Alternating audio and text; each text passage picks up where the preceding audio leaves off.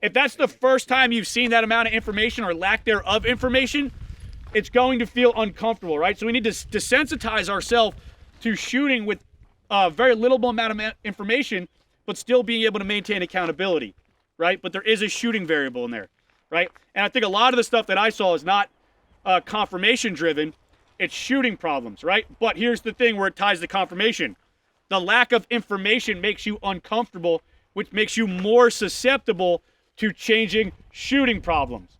Does that make sense?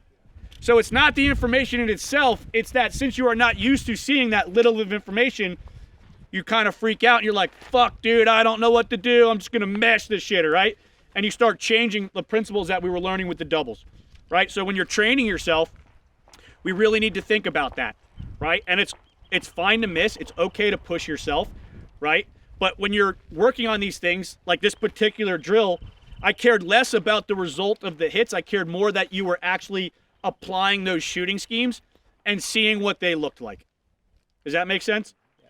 And the only way you're going to be able to shoot with a small amount of information and be accountable is by forcing yourself to see a small amount of information.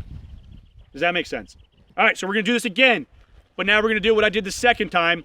I'm going to have you shoot the target with 2 rounds. All right? So in theory, you could have got away with a little bit of a shitty grip. Now it's going to force you to keep your grip, right?